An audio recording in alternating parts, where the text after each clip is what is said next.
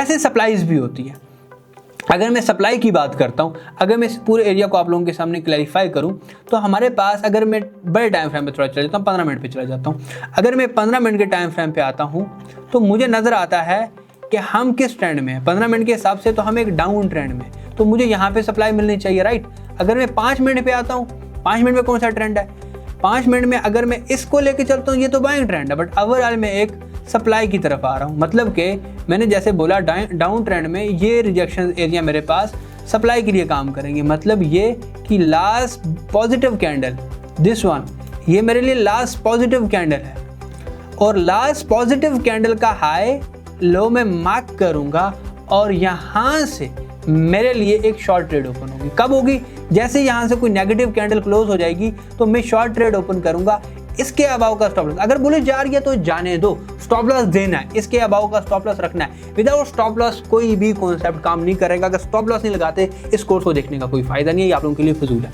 Sam sedan ने बोला हो, वाइकॉफ ने बोला हो, या जैसे लेवर को देख लो, टर्टल ट्रेडर्स को देख लो, सारे डिमांड एंड सप्लाई पे काम करते हैं, लेकिन एट द एंड वो एक चीज़ पे रुकते हैं, दैट इज रिस्क मैनेजमेंट। अगर नहीं करोगे रगड़े जाओगे। ये हमारे पास आ जाता है हमारा टीपी, राइट।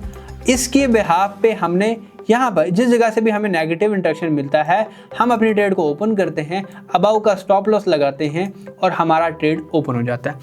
अब कितने केसेस में ये काम करेगा? ऑब्वियसली 100 में से 100 केसेस में ये काम नहीं करेगी। जितने भी कॉन्सेप्ट पढ़ाऊंगा 100 केसेस में ये काम नहीं करेगा, लेकिन 50, 60, 70 केसेस में ये काम कर रहा होगा। उसे कहते हैं आप अपनी एक्यूरेसी को बिल्ड करते हो। एक कोई भी स्ट्रैटेजी जितनी मैं यहाँ पे पढ़ा रहा हूँ, उसमें से किसी एक स्ट्रैटेजी के साथ दिल लगा लो और उसी पे फुल फोकस करना है, उसी पे आप लोगों ने काम करना है। आप लोगों के लिए ट्रेडिंग इजी हो जाएगी। मल्टीपल स्ट्रैटेजीज की तरफ शिफ्ट हो जाओगे तो इम्पॉसिबल है सीखना ट्रेडिंग, राइट। तो आप लोगों ने बिल्कुल ऐसे ही करना है। जैसे मैंने डिमांड एंड सप्लाई की स्ट्रैटेजी बताई, तो आप लोगों के लिए ये सप्लाई है, मार्क किया, नेगेटिव कैंडल आई की, यहाँ से हम सेल करेंगे और उसके बिहाफ पे हम यहाँ से रिजेक्शन लेंगे।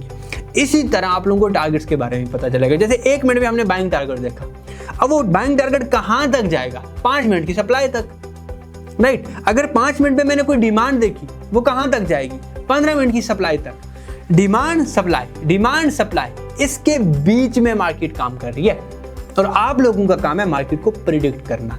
प्रिडिक्शन कंप्लीट नहीं होती, प्रोबेबिलिटीज होती हैं, और वो प्रोबेबिलिटी आप लोग यहाँ पर इजीली निकाल सकते हो। तो ये तरीका आप लोगों का रहेगा। बड़े टारगेट्स के पीछे नहीं भागना, छोटे छोटे टारगेट्स आप लोगों ने लेने हैं, और ट्रेड 1:1 मिनिमम, अदरवाइज 1:2, 1:3 की तरफ जाएं।